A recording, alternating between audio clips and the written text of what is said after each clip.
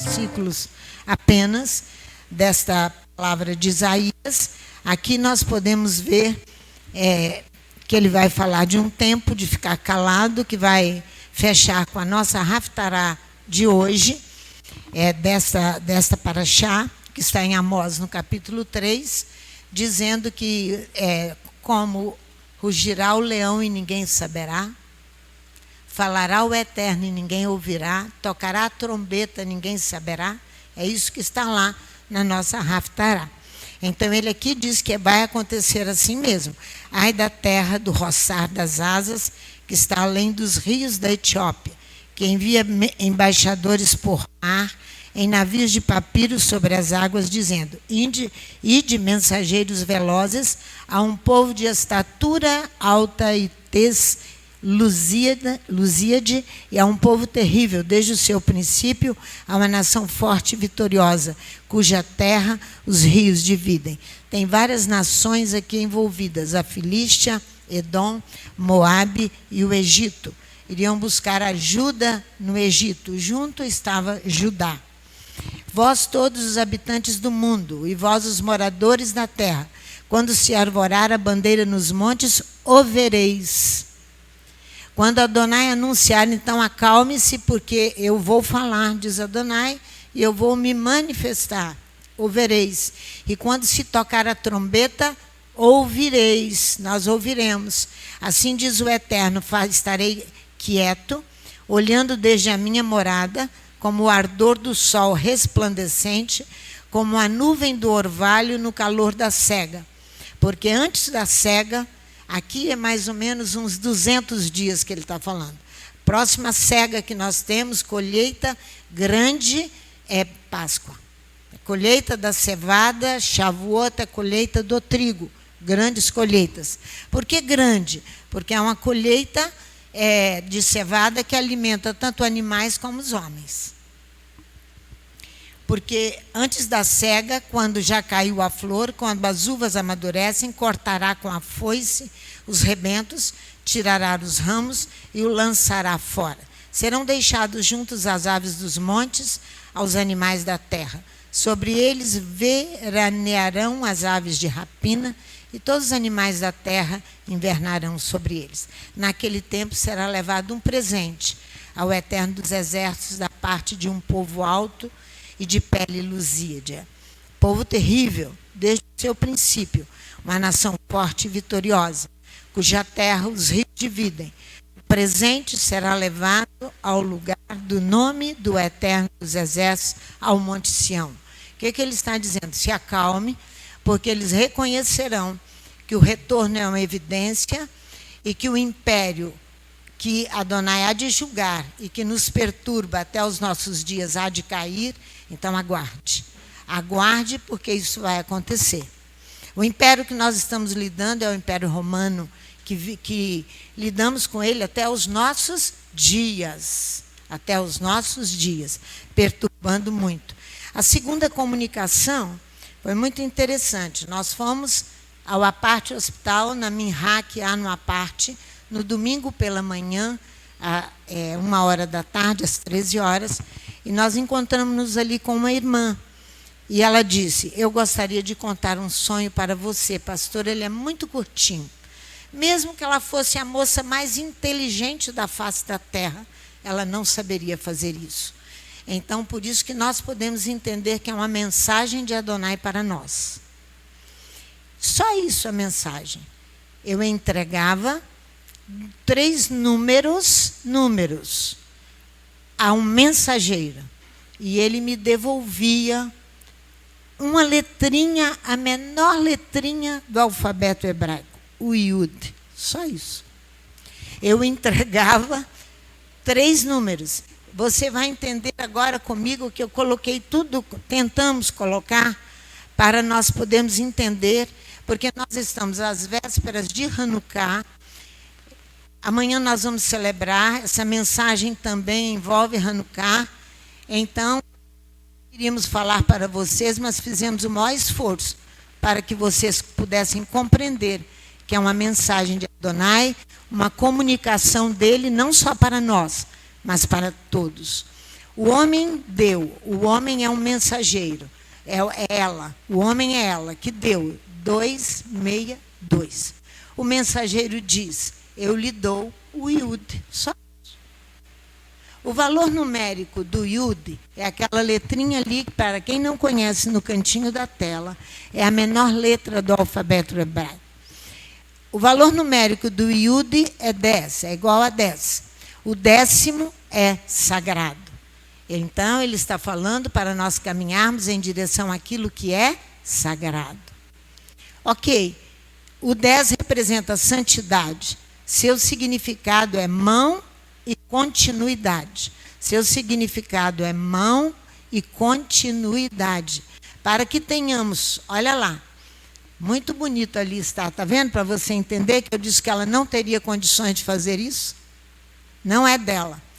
262 é igual a 10, 262 é igual a 10. Viu?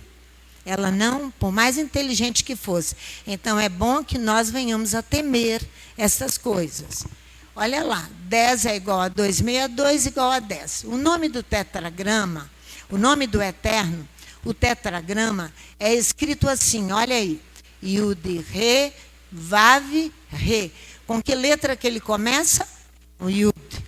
Entendeu direitinho? Pode passar, Midian.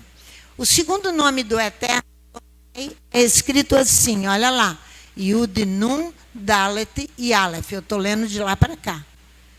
Aleph, Dalet, Nun e Yud. Presta atenção ali. O segundo nome dele é Adonai. É escrito assim. Yud, Nun, Dalet e Aleph. Aleph, Dalet, Nun e Yud. Um Yud começa e o outro Yud termina. Vamos, Midian. O Yud no início do tetragrama e o Yud no final do nome Adonai vêm juntos. Um Yud seguido pelo outro Yud. Olha lá, para você visualizar bem, guardar no seu coração os dois nomes de Adonai. Para representar uma fusão dessas duas expressões do Eterno, sagrado e santidade, a primeira letra de cada uma das 3 passagens da bênção sacerdotal começa com um Yud. Olha lá. Olha a bênção sacerdotal. Olha o azulzinho é o Yud. O versículo 24, o versículo 25 e o versículo 27. Assim porão o meu nome sobre os filhos de Israel e eu os abençoarei. Então, a bênção que vem sobre nós, vem trazendo, em todos os 3 versículos, o Yud dando início à frase. Olha lá. Que o Eterno te abençoe e te guarde. Que o Eterno faça resplandecer o seu rosto sobre ti e tenha misericórdia de ti. Que o Eterno sobre ti levante o teu rosto e te dê a paz. Assim porão o meu nome sobre os filhos de Israel e eu os abençoarei. Sim, quem abençoa, quem é pai, ele tem o direito também de disciplinar. O pai tem direito de disciplinar. Depois do Yud, a gematria de cada letra hebraica aumenta 10 em vez de 1. Exemplo, Kaf, o valor numérico é 20. O Lamed, o valor numérico é 30.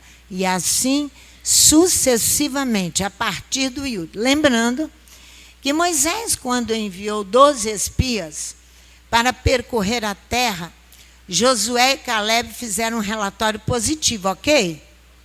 Ok? Os outros 10, estamos lidando com o Yud. Os outros 10 espias reportaram a terra negativamente, assim diz a Torá. Espera aí, Midian, assim diz a Torá. Só que tem muitos livros de tradição judaica dizendo que os espias não foram, dizendo que os espias não entraram na terra em tempo hábil porque estavam estudando Torá. Não, a Torá não diz isso, não. A Torá não diz isso. Quando você ouvir essas coisas, você volte à Torá, na sua Bíblia, mesmo que seja João Ferreira de Almeida. Um dia um rabino me disse isso. Não precisa trocar a sua Bíblia, pastora Sandra. Mesmo a Bíblia de João Ferreira de Almeida é própria, é capaz, tem tudo para nos salvar. para nos redimir, para nos fazer nos encontrar com Adonai.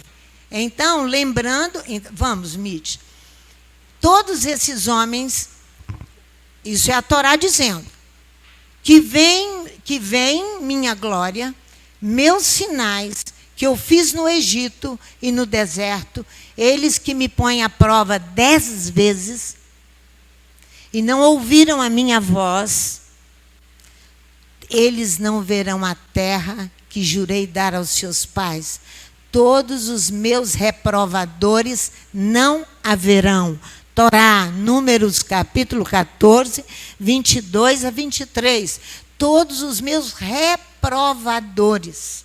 É você reprovar uma atitude de Adonai. Você já pensou nisso? Um mero homem, incapaz, insuficiente, doente que somos nós, doente com os nossos pecados, as nossas infidelidades, a nossa idolatria, reprovar uma atitude de Adonai, pois reprovaram. Olha lá, todos os meus reprovadores não haverão. Por isso que o Yud vem trazendo uma bênção enorme. Ele acompanha os 2 primeiros nomes de Deus. Um abre e outro fecha. A bênção sacerdotal abre com o Yud. Mas esse mesmo Yud pode representar disciplina, correção para aqueles que não concordam com as ações de Adonai. Eles não verão a terra que jurei dar aos seus pais. Todos os meus reprovadores não haverão. Ok, Mid. Reprovar significa censurar e desprezar Adonai e seus atos. Os 10 homens não aprovaram o que Hashem ordenou. Os 10 homens não aprovaram o que Hashem ordenou. Então censuraram e rejeitaram adentrar a terra com severidade. Não foram. Não entraram. O Yud é um tijolo. Para todo aspecto na Torá, o Yud é um tijolo. O Yud é um tijolo. Tijolo é um bloco de barro, cozido ou seco. Olha lá, sólido, muito volumoso, que não dá chances ou possibilidades de questionamentos. O Yud é inquestionável. Torá é inquestionável. Exemplo, as 10 palavras, as 10 gerações de Adão até Noa, as 10 pragas. De fato, o número 10 é sagrado e é santo. Então, você vai receber, agora mesmo, um marcador de página contendo o Yud para celebrarmos Hanukkah, com algumas palavras que nós já estamos orando aqui na Bimá. Ele representa a mão do Eterno, como vimos, ela está estendida para abençoar, para julgar e para disciplinar. A mão do Eterno está estendida para julgar e para disciplinar. Quanto ao meu servidor Caleb, já que um outro sopro estava dentro dele, Josué e Caleb, não foi? Um outro sopro estava dentro dele. Não era o mesmo sopro que estava nos 10 espias. Plenamente atrás de mim ele andava. Olha aí, ó. Ele andava plenamente atrás de quem? Da pastora Sandra? De quem ali? De mim, diz a Torá. E eu farei vir até a terra de onde ele vem. Lá sua semente herdará. Números capítulo 14, 24. Se você não andar atrás de Adonai, se eu não andar atrás de Adonai para obedecer o que ele está falando, eu não herdarei a terra. É isso que ele está dizendo. Assim diz o profeta Isaías, a respeito da mão estendida do Eterno para corrigir. Eu gostaria de... Isaías capítulo 10, aí. É Isaías 10, Isaías 9. Porque eu não pus a referência aqui, ó. É Isaías 9. Nós oramos esta palavra na comunidade da piedade. Leomar está aqui. João está aqui, muitas que subiam constantemente conosco, muitos e muitos e muitos e muitos dias virados para a cidade de Vitória, aguardando a mão de Adonai para colocar as coisas no seu devido lugar. Oramos, estou mentindo? Oramos e oramos, volte lá, é Isaías capítulo 9. O Eterno enviou uma palavra a Jacó e ela caiu em Israel. Todo o povo saberá, Efraim e os moradores de Samaria, que em soberba e altivez de coração dizem: os tijolos caíram, o Eterno derrubou os tijolos, não foi assim? Aqui, ó, o Eterno derrubou, fui eu que coloquei. Quem derrubou os tijolos? Adonai. Mas com pedras lavradas tornaremos a edificar. Não concordou com Adonai, com aquilo que Adonai fez, não concordou. Então nós vamos construir agora muito mais nobre a edificação. Olha só, ele cortou as figueiras bravas, o Eterno cortou as árvores, mas com cedros as substituiremos. Isso é uma isso é anos atrás, ó. Anos não tem muitos anos não, mas oramos muito tempo. É a reprovação que o homem faz a Adonai. Ele derruba os tijolos, com tijolos muito maiores eu quero ver você reconstruir. Eu quero ver você reconstruir alguma coisa que Adonai não aceitou. Eu quero ver. Seja homem, seja mulher, para enfrentar Adonai. Pelo que o Eterno suscita contra eles os adversários de Rezim e instiga os inimigos, os sírios do Oriente e os filisteus do Ocidente. E eles devoram a Israel a boca escancarada. Ele mesmo vai levantar as nações. Com tudo isso, não se apartou a sua ira. Yud não significa mão, mas ainda está estendida a sua mão. Isso é o que diz o versículo. Está aí na sua Bíblia. Não estou falando nada que não esteja aí. Todavia, o povo não retornou para quem o feriu, nem buscou o Eterno dos Exércitos. Nós estamos falando de retorno, de deixar toda a prática romana e assumir Torá e proclamar Torá. Nós estamos falando disso. Pelo que o Eterno cortou de Israel a cabeça, a cauda, o ramo e o junco no mesmo dia. O ancião e o varão de respeito, esse é a cabeça. O profeta que ensina mentiras, esse é a cauda. Porque os que guiam este povo o desencaminham. E os que por eles são guiados são devorados. Ensino errado. Ensino errado, pelo que o Eterno não se regozija nos seus jovens e não se compadece dos seus órfãos e das suas viúvas, porque todos eles são profanos e malfeitores e toda boca profere doidices. Com tudo isso, não se apartou a sua ira, mas ainda está estendida a sua mão.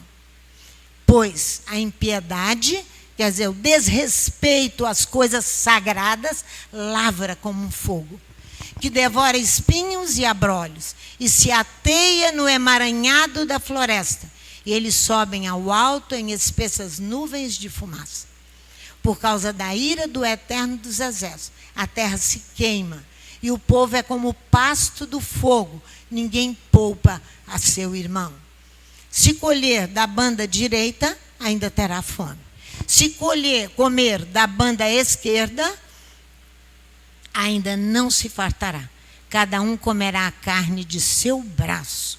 Manassés será contra Efraim, Efraim contra Manassés, e ambos eles serão contra Judá.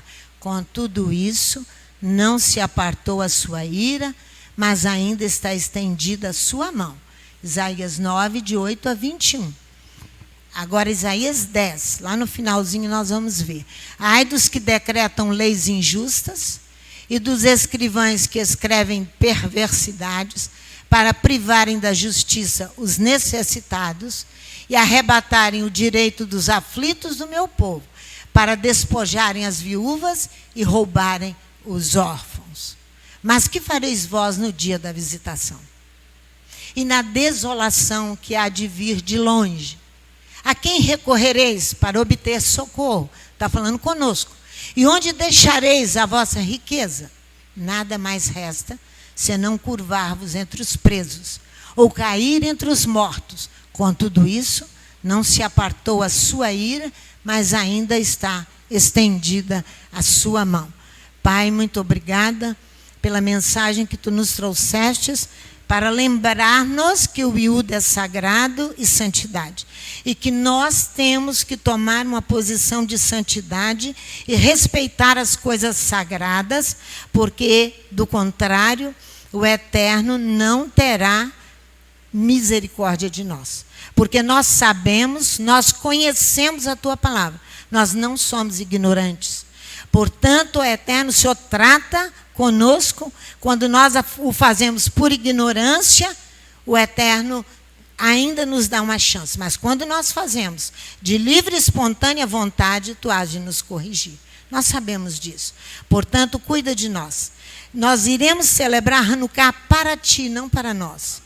Nós precisamos trazer a luz do Eterno a esta cidade. Hanukkah é luz. A luz semeia-se para o justo, diz a tua palavra. Nós precisamos trazê-lo. Portanto, tenha misericórdia de nós, para que nós sejamos verdadeiros e sinceros para contigo. Para que nós celebremos Hanukkah com alegria no nosso coração, mas com temor a ti, daquilo que está por vir sobre a face da terra, que é a volta do Mashiach. Ele destruirá os reinos que se opuseram a ele e desfará tudo aquilo que se opuser à tua Torá. Tenha misericórdia de nós, para que nós saibamos discernir entre aquilo que é puro e aquilo que é impuro. É o que nós te pedimos, em nome de Yeshua, o Mashiach. Amém. Eu gostaria que Leomar entregasse para vocês esses marcadores que nós fizemos. Que se você precisar de mais de um, pode pegar com o Leomar, só o marcador.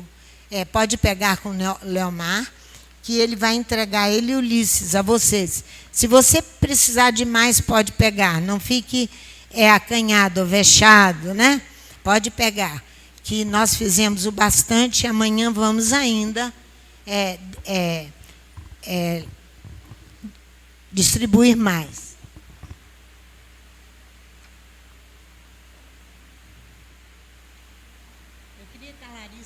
Eu queria que a Larissa tocasse o nosso povo da música, Amado de Minha Alma.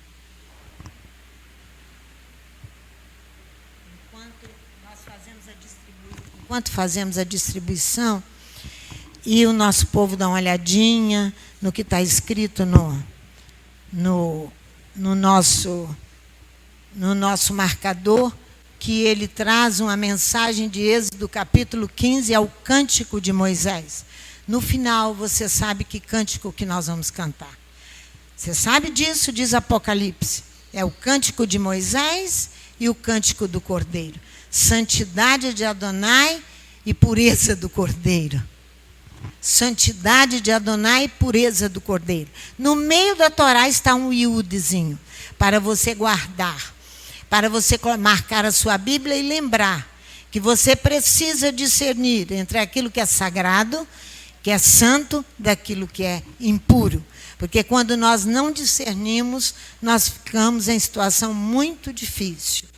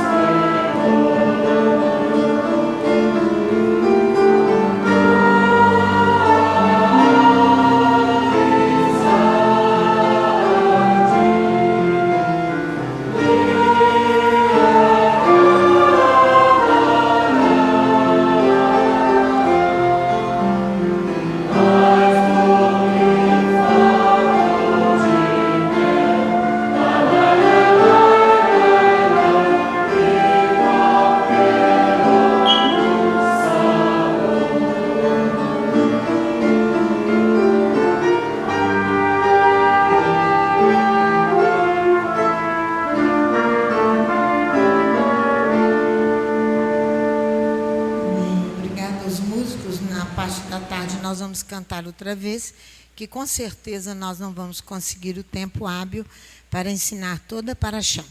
A Paraxá Vayeshvi, e ele habitou, se encontra em Êxodo, Gênesis, no capítulo 37, como você já viu. O verbo habitar aqui no hebraico é Shebet, morador e habitante. Morador e habitante. Elohim formou a terra para ser habitada, isto é, para os homens nela morarem, e não para ser uma desolação e um caos a terra, diz o profeta Isaías. Vamos lá? Isaías 45, versículo 18. Eu vou ler outra vez.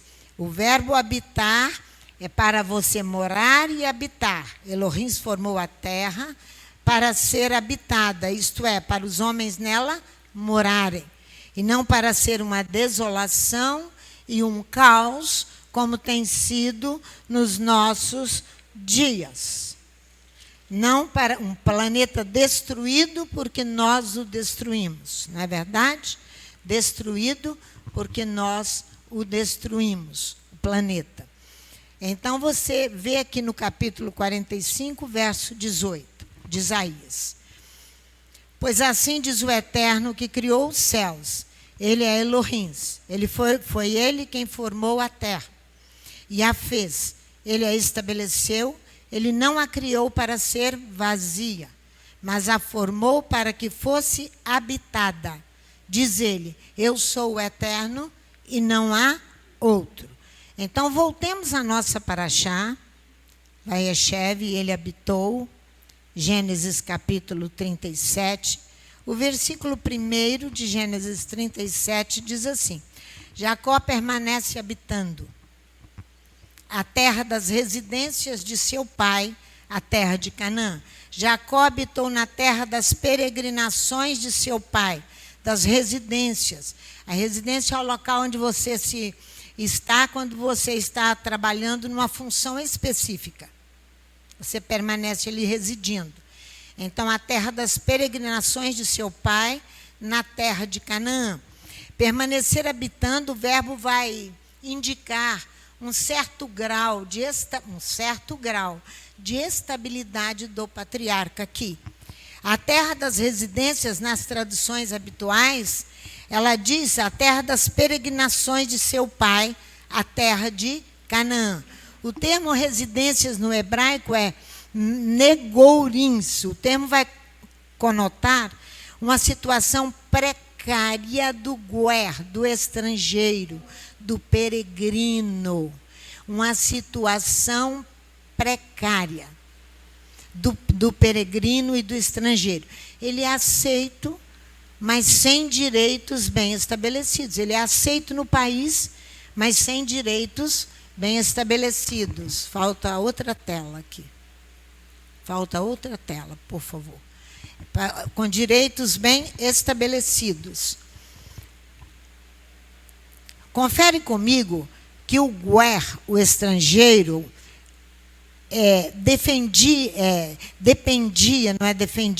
ele dependia da hospitalidade dos moradores do local.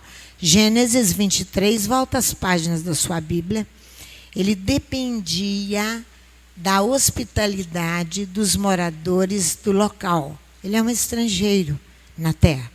Aqui, literalmente, olha só. Olha bem aqui, versículo 4. Estrangeiro, diz Abrão, e peregrino sou entre vós. Dai-me o direito de um lugar de sepultura entre vós, para que eu sepulte a minha morta. Dependia de uma hospitalidade, de ceder. Ele não era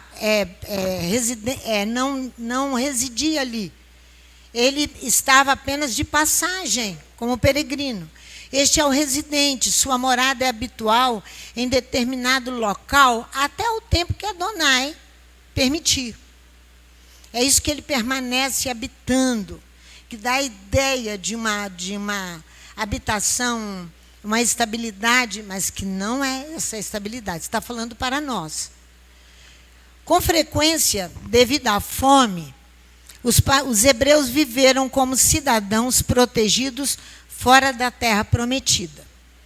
Vou repetir. Com frequência, devido à fome, os hebreus viveram como cidadãos protegidos fora da terra prometida. Abraão, lá no capítulo 12 de Gênesis, no versículo 10. Olha aqui para você ver. Gênesis, capítulo 12, na Torá mesmo. Abraão vai aqui ao Egito, capítulo 12, versículo 10. Eu disse que, com frequência, devido à fome. Olha aqui, havia fome naquela terra. Versículo 10 de Gênesis 12. E desceu Abraão ao Egito para peregrinar ali, porque a fome era grande na terra. Jacó, também Israel, no Egito. Você vê lá no capítulo 47 do Gênesis, lá no finalzinho. Estou devagarzinho com vocês, porque esse início precisa ser entendido para que nós venhamos a entender a direção da Paraxá, daquilo que ela nos dá um norte semanal. 47, versículo, aqui você vai ver, Gênesis 47, versículo 4. Disseram mais a Faraó: viemos para habitar esta terra. Que terra? Egito. Porque não há pasto para os rebanhos de seus servos, pois a fome é grave na terra de Canaã. Por causa da fome, eles iam a nações estrangeiras e eram protegidos ali. Por quê? Que eles não eram moradores locais, mas eles eram protegidos. Porque eles não estavam ali naquela nação passeando apenas. Era por uma necessidade básica. Fome, necessidade básica. Atos, no capítulo 7, também vai fazer referência a isso. Isaac, volta aqui no capítulo 46 do Gênesis. O patriarca Isaac, ele permanece na terra dos filisteus, capítulo 26. Ele não desce ao Egito, mas ele vai a Abimeleque em Gerar. Gênesis 26, versículo 3. Mora nesta terra, ele vai morar com Abimeleque em Gerar. E eu serei contigo e te abençoarei mesmo em meio a uma nação estrangeira. Pois a ti e a tua descendência darei todas estas terras e confirmarei o juramento que eu fiz ao teu pai Abraão. No entanto, no caso dos patriarcas, eles se tornaram cidadãos protegidos na terra prometida. Na terra prometida, mediante o que eles se tornaram cidadãos protegidos na terra prometida? Porque a terra pertence a quem? Adonai. Qualquer hora que ele quiser, ele bota fora tudo da terra, só não obedecer a aliança. É só não cumprir aquilo que ele está falando, ele te bota fora da terra.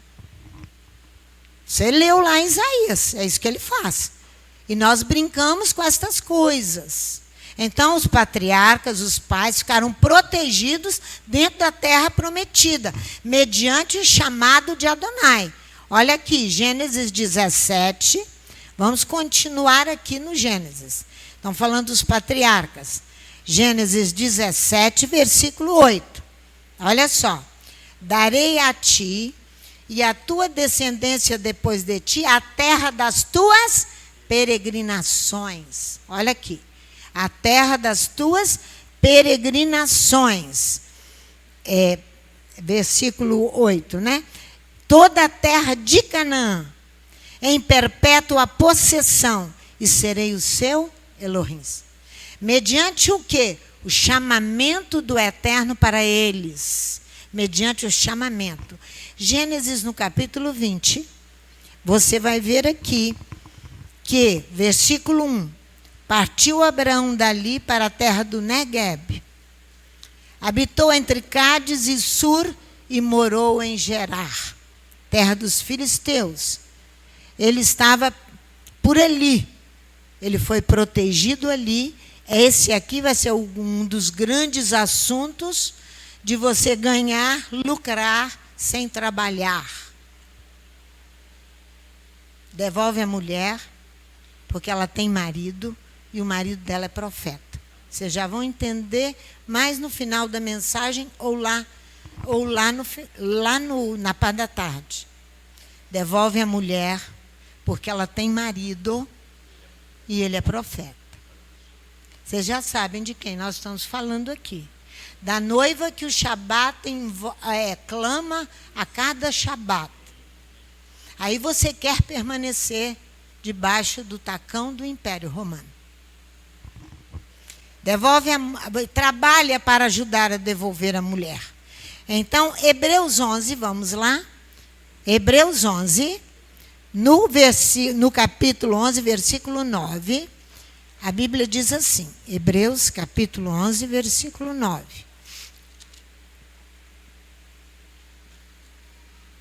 Até o 13. Ora, não é aqui não, 9.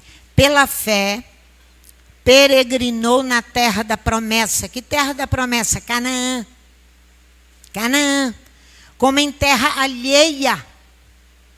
O que eu disse para vocês? Se tornaram cidadãos protegidos na terra prometida, mediante o chamado de Adonai, e eles obedecerem.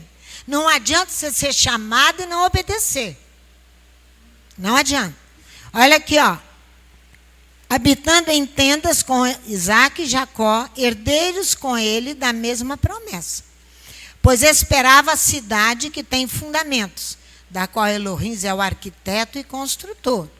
Pela fé também a própria Sara recebeu o poder de conceber um filho, mesmo fora da idade, porque teve por fiel aquele que lhe havia feito a promessa.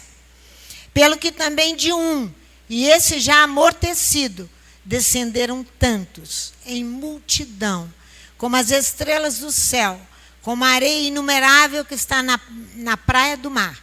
Todos estes morreram na fé, na adesão a Adonai e a sua Torá. Não alcançaram as promessas, viram-nas de longe e as saudaram, e confessaram que eram estrangeiros e peregrinos na terra da promessa. Fala aqui enquanto eu tomo água. Jacó faz essa confirmação lá no mesmo capítulo que a senhora leu, de Gênesis 47, quando o faraó pergunta quais os anos de vida dele. Ele responde no verso 9: os anos das minhas peregrinações são 130, poucos e maus foram os anos da minha vida, e não chegaram os anos da vida dos meus pais nos dias das suas peregrinações.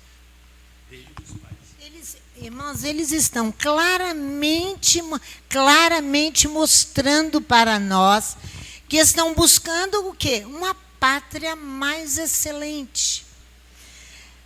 Não é algo físico, mas uma pátria mais excelente, como diz Hebreus no versículo 16. Se você olhar aí, uma pátria celestial, pelo que também o Eterno não se envergonha deles, porque eles andaram atrás de Adonai. Aquilo que Adonai falou, eles perseguiram. Não fizeram como os 10 espias. Não fizeram. Então, Elohim lhes preparou uma cidade. Yeshua diz aqui, eu vou para o Pai, mas vos prepararei um lugar. Na casa do meu pai há muitas moradas. Se não fosse assim, eu vou-lo teria dito. Vou preparar-vos lugar. Israel também é chamado de peregrino e estrangeiro, no sentido de que o direito à posse da terra, presta atenção, só prevalece enquanto honrar a aliança. Olha, eu vou ler outra vez. Israel também é chamado de peregrino e estrangeiro, no sentido de que o direito à posse da terra só prevalece enquanto honrar a aliança, enquanto obedecer e cumprir Torá. Do contrário, não permanecerá. Vai ser banido da terra, desarraigado da terra. A terra pertence a Adonai. Eu vou te levar agora mesmo lá na Torá para te mostrar. Portanto, quando os profetas predizem a desolação E o despovoamento da terra, Jacó continua habitando a terra das residências de seu pai.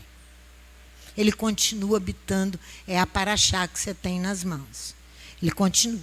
Então, quando os profetas predizem a desolação e o despovoamento da terra, eles estão se referindo a ficar a terra sem habitantes, porque não honraram a aliança. Porque não honraram a aliança. Porque reprovaram Adonai. Vamos lá, Isaías, devagarzinho que eu não estou com pressa. Isaías capítulo 6, versículo 11 e 12. Os profetas se levantam grandemente contra estas coisas. 11 e 12. Então disse eu, até quando, Eterno?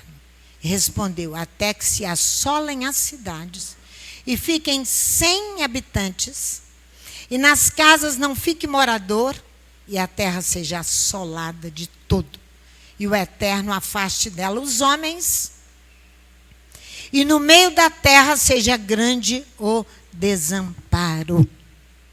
Jeremias capítulo 4, se nós não tomarmos uma posição de atendermos o que Adonai está falando. Jeremias capítulo 4, versículo 7. Já um leão subiu da sua ramada.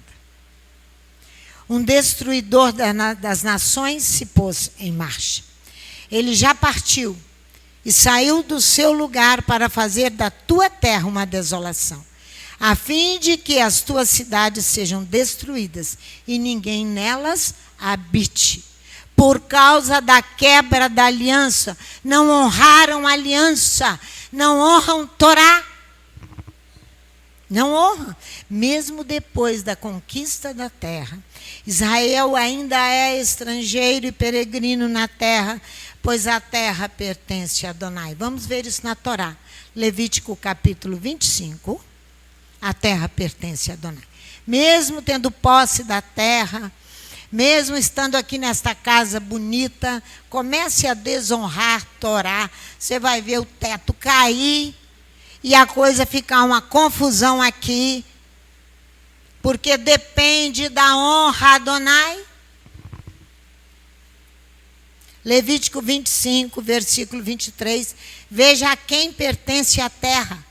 A terra não será vendida perpetuamente, porque a terra é de quem? É minha, diz Adonai.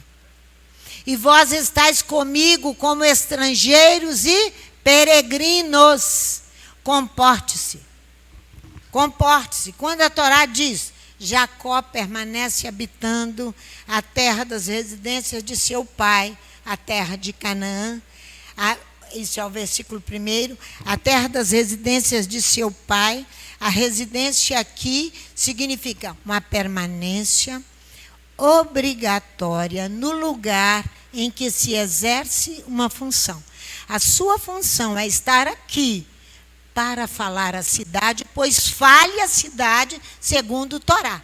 Do contrário, ele vai tirar e remover você e eu.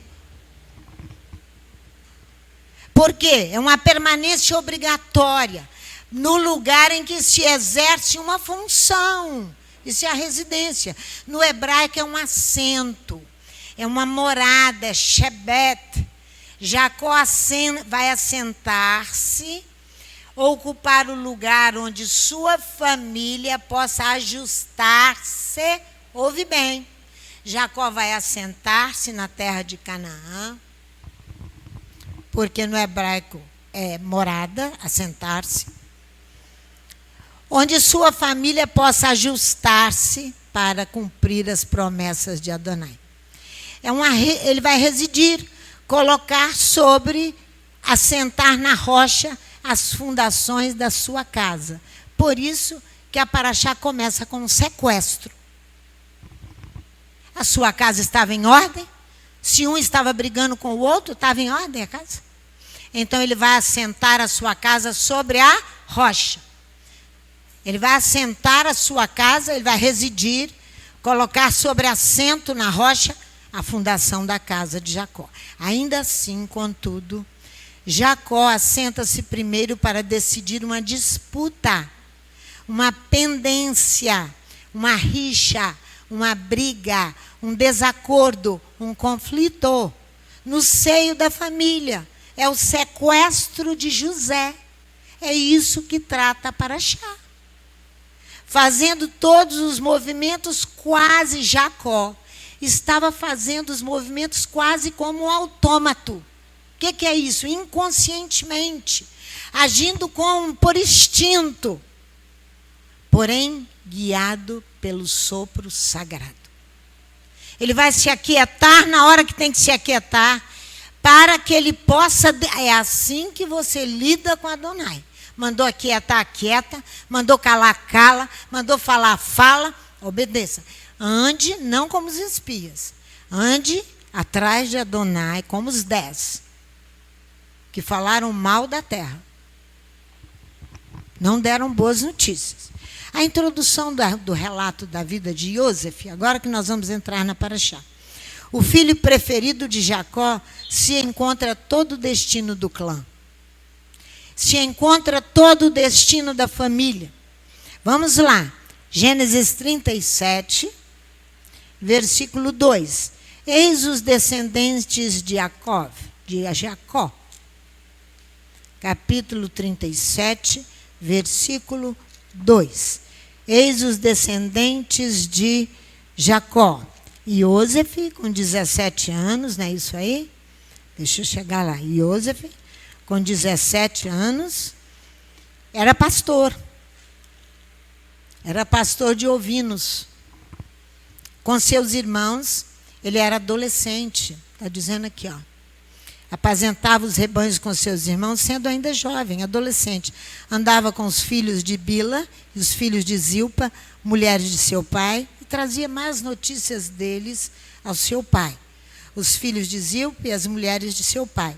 E Ose fazia chegar a seu pai a maledicência funesta da parte deles.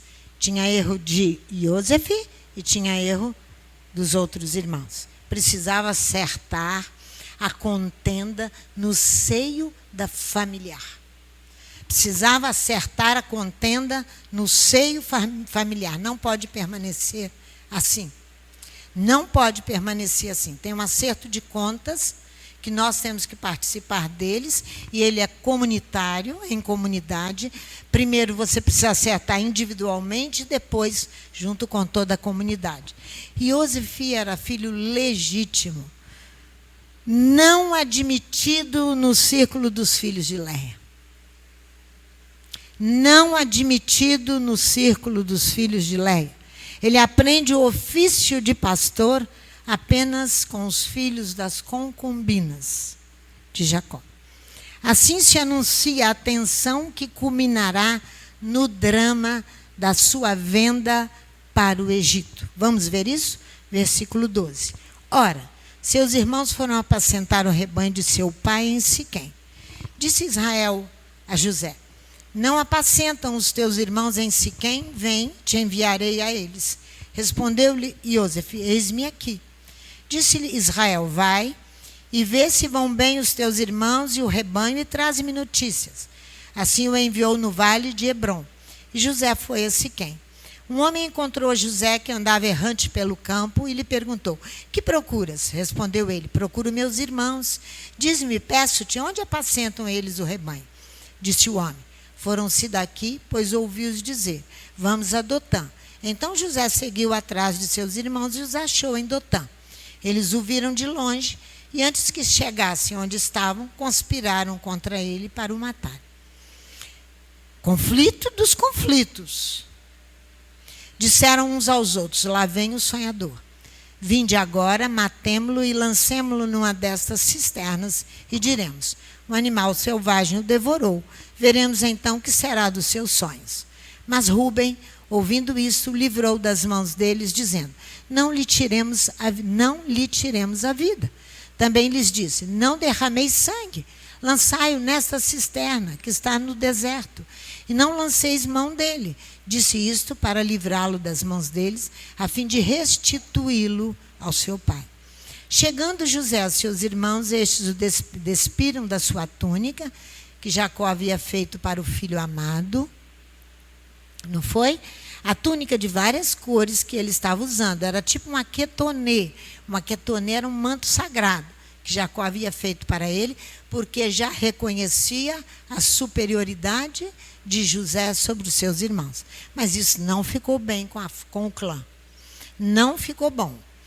E quando se assentaram, tomando, lançaram na cisterna. Ora, a cisterna estava vazia. Não havia água nela. Quando se assentaram para comer, levantaram os olhos e viram que uma caravana de ismaelitas vinha de Gileade. Nos seus camelos traziam especiarias, bálsamo, mirra, que levavam para o Egito. Então Judá disse a seus irmãos: que proveito teremos em matar a nosso irmão e encobrir o seu sangue? Vinde, vendamo-lo a esses ismaelitas, e não seja nossa mão sobre ele, pois ele é nosso irmão, nossa carne. E seus irmãos concordaram. Parece que havia uma solidariedade familiar, né? Mas era contra José. Passando, pois, os mercadores midianitas, os irmãos de José, alcançando da cisterna, venderam-no por 20 ciclos de prata aos ismaelitas, os quais o levaram para o Egito. Então, aqui nós temos um sequestro acompanhado de um roubo, de uma venda. De um roubo, de uma venda. Sequestro é roubo. Mas o que diz a Torá sobre isso? A Torá diz, no Êxodo, capítulo 21, que é proibido vender ou sequestrar quem que seja. Vamos lá? Êxodo, capítulo 21, versículo 26. Ah, pastora Santa, mas a Torá não estava escrito ainda aqui.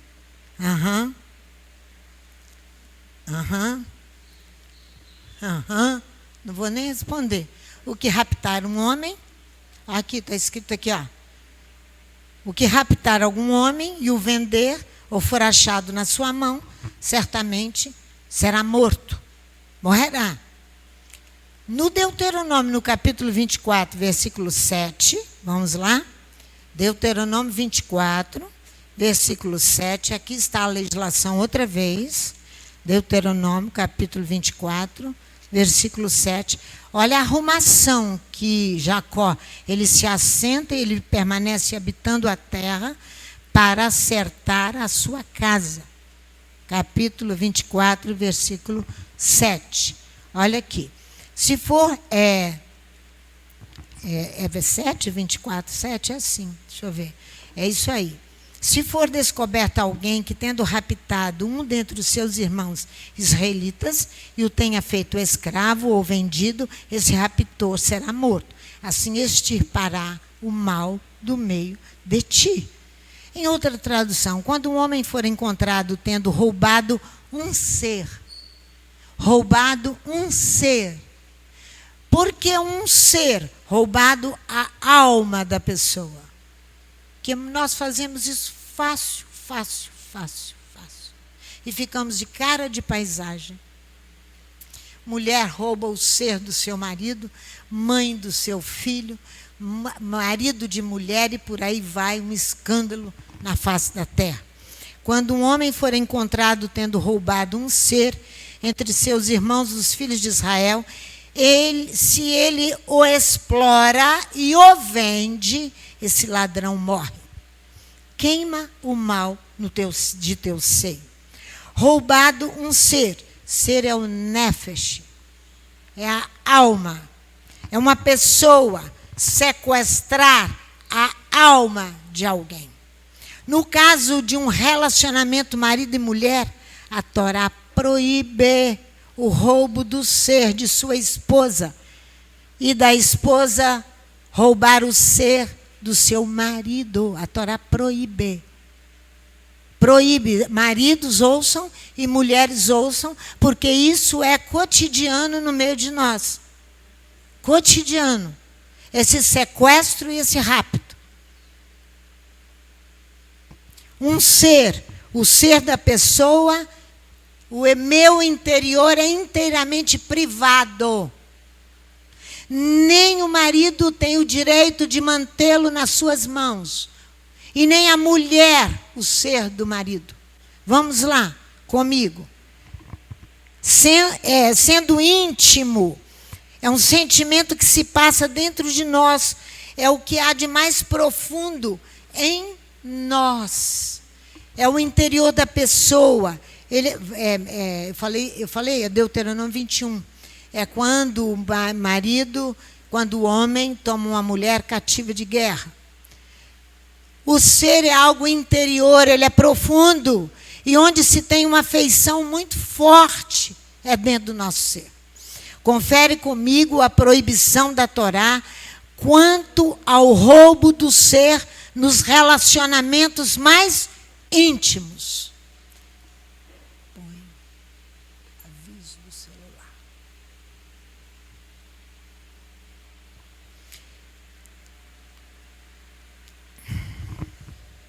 O roubo do ser nos relacionamentos mais íntimos. Vamos lá. Deuteronômio 21. De 10 a 14. Vamos ler isso aqui com atenção, para vocês verem.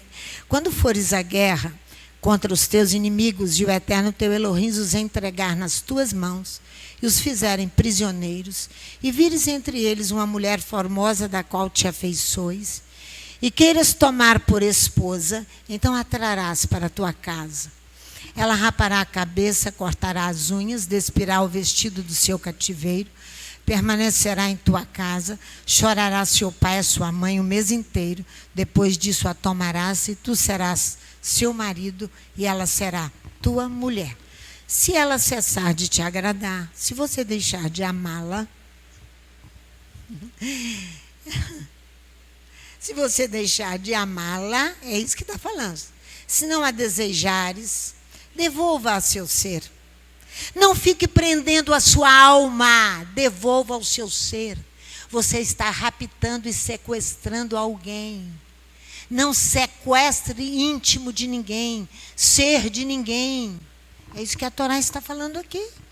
Mas não a vendas por dinheiro. Não a maltratarás depois de a teres violentado. Depois de a teres desrespeitado a santidade. Desrespeitado a pureza dela e a santidade dela. Você está pondo os olhos apenas em coisas físicas. Adonai está falando de Israel sequestrado. Israel, todos nós. Todos nós. Efésios capítulo 2 vai dizer por que eu estou falando de Israel, todos nós. Você violentou a santidade. Profanou e violou o templo interior. Devolva. Invadiu ilegalmente.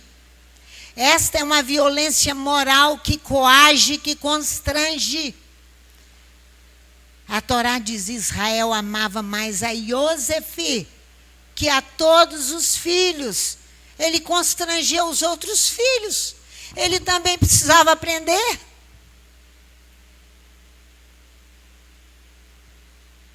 Você cria ciúmes no clã familiar. Papai e mamãe. Sim, era para ele o filho de sua velhice. Ele lhe fez uma alva arriscada, uma quetonê. Mas o roubo do ser pelo pai do rapaz foi nos relacionamentos mais íntimos. É nos relacionamentos mais íntimos que nós pecamos gravemente contra Adonai. Que nós pecamos gravemente contra Adonai. Se ele o explora e vende, diz lá, ó, mas não há vendas por dinheiro. Não a maltrates. Mas o Deuteronômio, no capítulo 24, versículo 7, você lê. Se ele o explora, a pessoa sequestrada e o vende, esse ladrão tem que morrer. Esse ladrão tem que morrer. Explorar é tirar proveito. É servir-se de uma pessoa como de um objeto. É servir-se de uma pessoa como de um objeto. Venda de pessoas. Só que Israel está vendido ainda sob o domínio romano. E nós estamos todos juntos. Todos juntos. Está parecendo a síndrome de Estocolmo. Você é sequestrado pelo bandido e se apaixona por bandido. Não estamos assim? Temos que falar a verdade. Fomos sequestrados e estamos amando o bandido. Amando o bandido.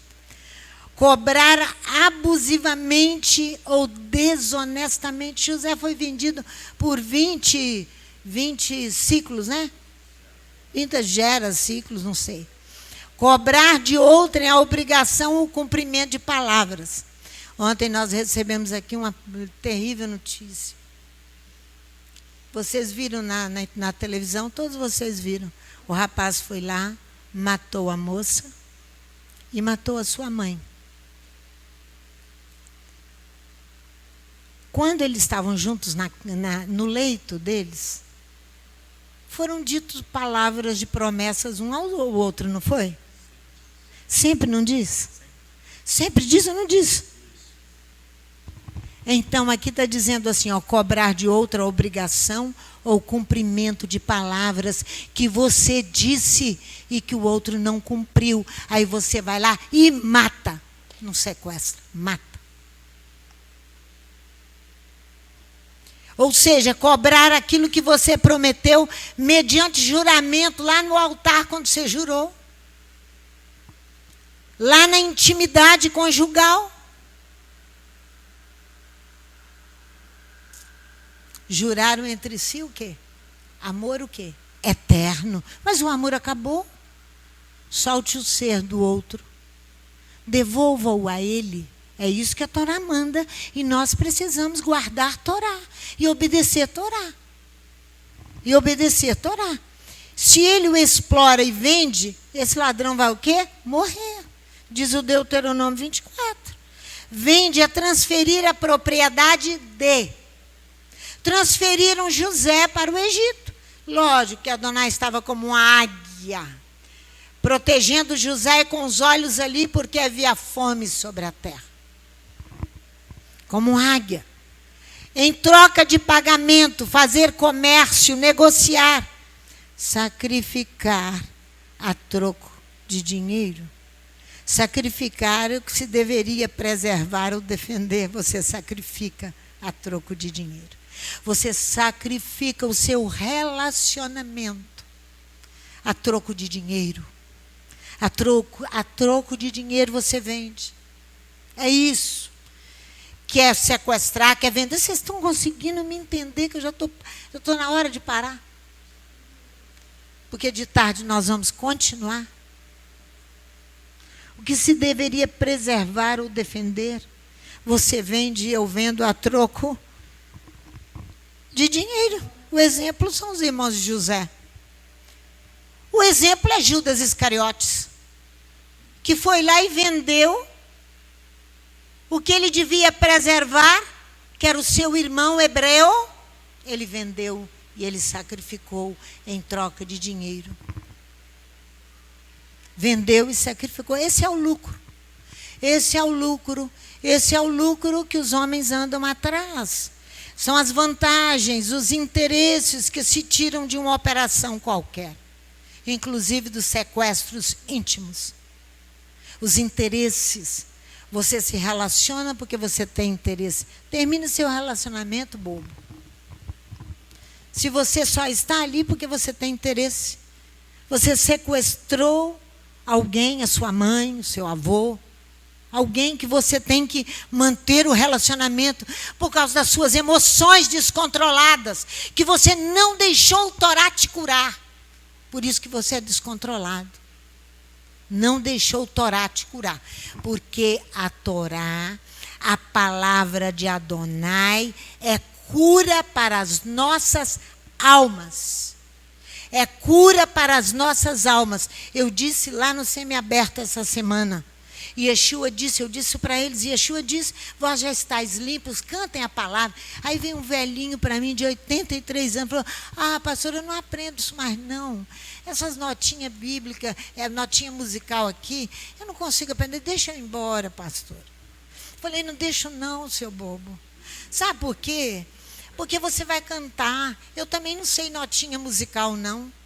Mas você pode cantar, você vai cantar a palavra, ela vai te purificar e te limpar. E Yeshua diz, vós já estáis limpos pela palavra que eu vos tenho ensinado. Que palavra que ele ensinava? Torá. Torá.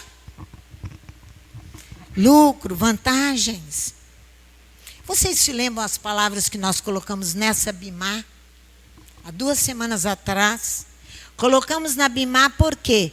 Porque a Bimá é o local onde nós oramos todos os dias para memorizar a palavra. E a Paraxá vai nos dar um norte.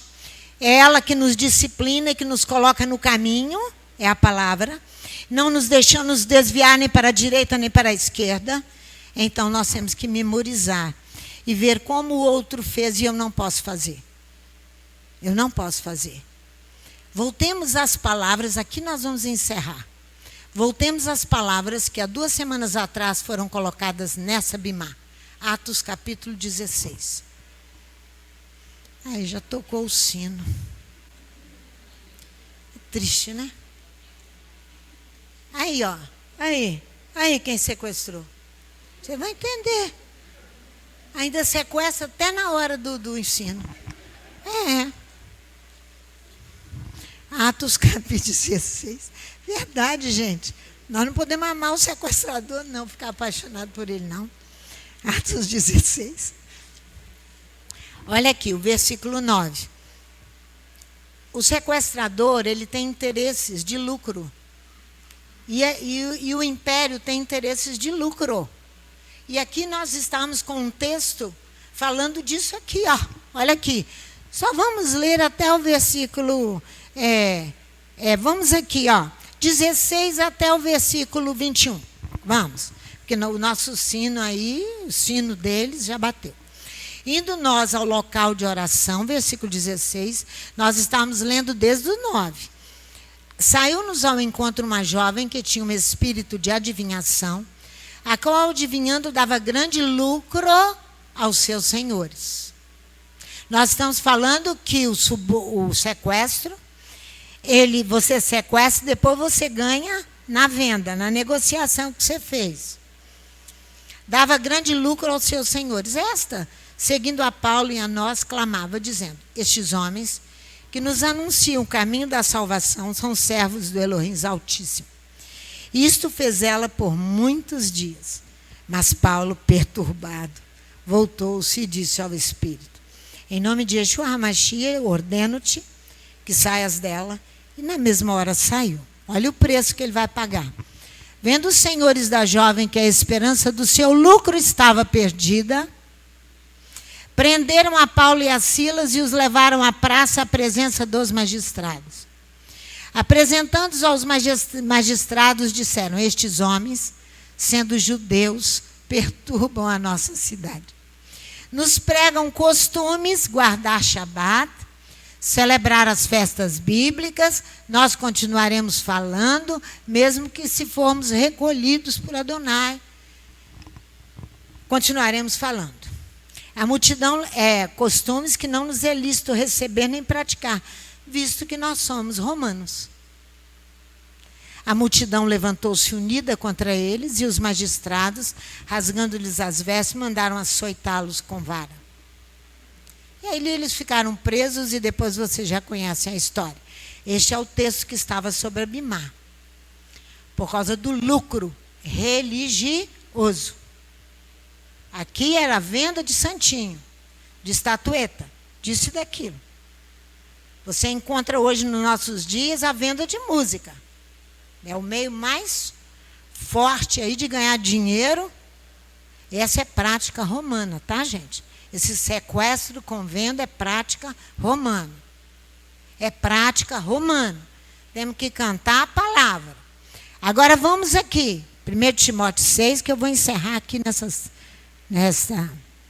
1 Timóteo, capítulo 6, que estava na Bimar.